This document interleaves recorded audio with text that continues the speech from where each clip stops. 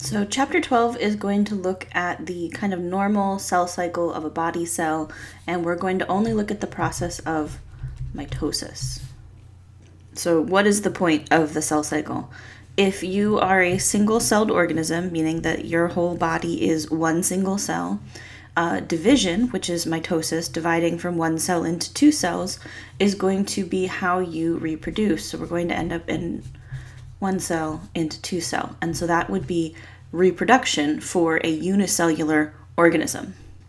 This is going to make exact copies. So if this is a bacterial cell going through binary fission like this, is going to make two identical bacterial cells to the original one. Multicellular animals, so eukaryotes, animals, plants, fungus, we typically are going to use this for other things besides just reproduction. For chapter 12, we're looking at specifically mitosis, and this is always going to make clones.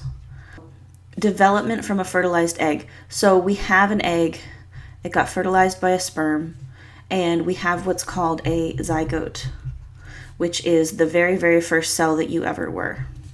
And that exact cell divides into multiple cells and is eventually going to become your entire body. So except for the production of eggs and sperm, every cell in your body was formed from that original first cell and copied identically into exact copies.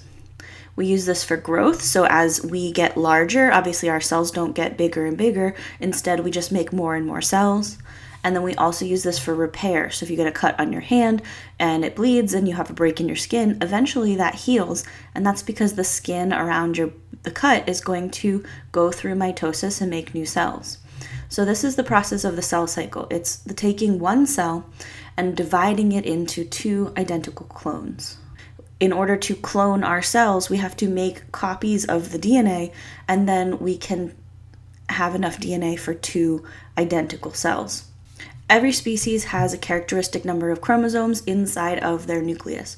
For humans, we have 46 chromosomes, so that's 2 pairs of 23 chromosomes. You don't need to memorize the numbers for other organisms, but you definitely should know how many chromosomes humans have. So the reason we have 2 pairs is because you get 23 chromosomes from your mom and you get 23 chromosomes from your dad. And then that very first cell is going to have 46, and all of your body cells have 46 chromosomes. So a somatic cell, soma means body, are the non-reproductive cells. These are all of the cells inside of your body except eggs and sperm. This is the focus of mitosis. We're going to make somatic cells, and these are called diploid. Di means 2. And it's called diploid because it has 2 pairs of chromosomes. So in this, we call it 2N. And N is just the number of chromosomes that are in a set. So for humans, N is equal to 23. For fruit flies, N is equal to 4. So a diploid fruit fly would have 2N, which is equal to 8 chromosomes. If I give you the value of N, meaning the number of chromosomes that are in a set of chromosomes for any characteristic species, you should be able to determine if it's diploid or haploid based on whether it has 1 set or 2 sets. So all of your body cells, except for eggs and sperm, are going to be diploid. This means that they have, for humans, 46 chromosomes. We have other types of cells, and these are our gametes. Gametes are either eggs or sperm.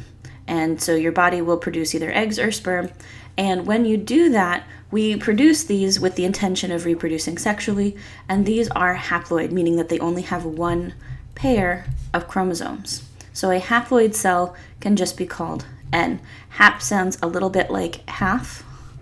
So instead of having 2N, they have only N. So for a human, a haploid cell would have 23 chromosomes. For a fruit fly, a haploid cell would have 4 chromosomes. So we have 46 linear chromosomes, and before we can split into 2 cells, we have to make copies of each of those chromosomes. So a single chromosome looks like this. There's my centrosome in the middle. And so this is 1 chromosome with 1 copy of DNA. In the process of getting ready for our cells to divide, we're going to have to duplicate that. And so we're going to draw our chromosomes like little X's.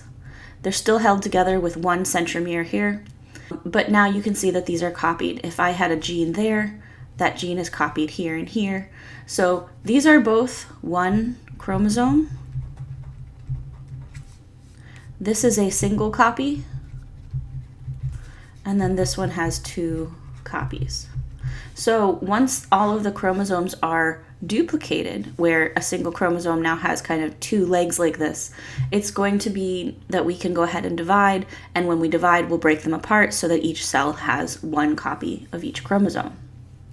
When the chromosome is duplicated, we call these two sides these sister chromatids.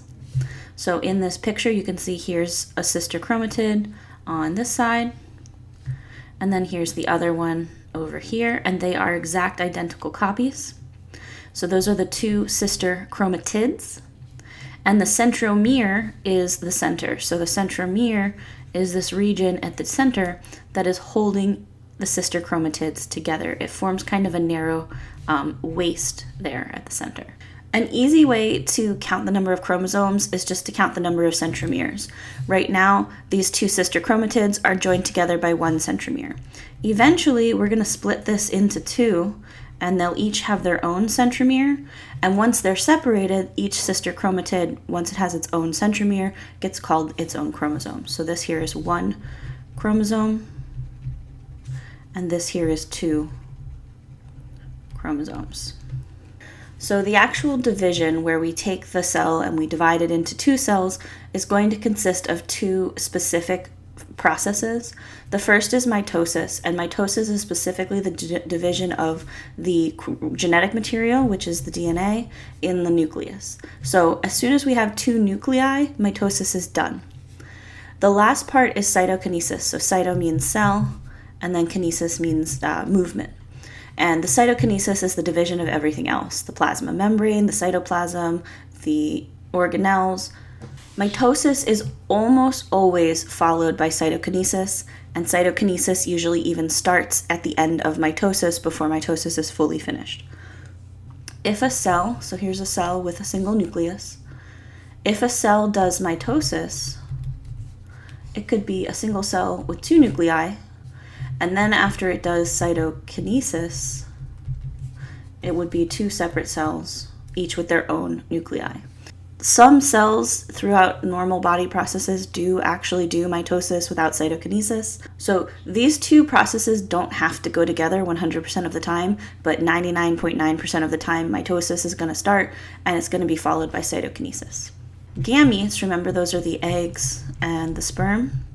Those are those haploid cells that only have 23 chromosomes. These are not produced by mitosis. These are going to be produced meiosis, which is going to be our focus in chapter 13. So the cell cycle is basically the life cycle of the cell, from when it first divides all the way until it completely divides again. And this is going to have two main phases. The mitotic phase, which is the actual division, which is going to contain both mitosis and cytokinesis, so the division of the nucleus and then the division of the rest of the cell. And then another large phase called interphase. This prefix inter means between. So interphase means between cell divisions. So when the cell is not dividing, it's in interphase. And if you look at this image, interphase is really, really long. About 95% of the life cycle of the cell is spent in interphase. So this is the longest, and this is the most common. So if you were to go look at cells under a microscope, most of the time those cells are in interphase unless you specifically find cells that are doing mitosis. Interphase has three. The first subphase here is called G1, and that stands for gap 1. And it stands for gap because when we were first studying this with microscopes, we couldn't really see what kind of processes were happening inside of the cell. We do actually know that the cell is growing, so these are normal cell processes. The cell is just doing its normal cell thing, and it's going to be growing. So sometimes if you want to remember this as growth, that's okay. It's not what the G stands for, but it helps for remembering. The second phase here is the S phase. And S stands for synthesis. Synthesis means we're going to make something. And the thing we're going to make here is DNA. So this is where DNA is going to get copied. So at the beginning of the S phase, our chromosomes are going to be single copies of chromosomes. And by the end of the S phase, they're going to be the duplicated chromosomes that have 2 copies of the DNA. This is essential. We have to copy all of our chromosomes before our cell can divide. And then the last phase of interphase is G2. Again, that stands for gap 2. And these are where the cell's going to perform kind of its last minute checks. It's going to make sure it has enough cytoplasm, enough membrane, enough mitochondria, enough chloroplasts, enough everything so that when it does go ahead and divide, it's going to make 2 successful clones.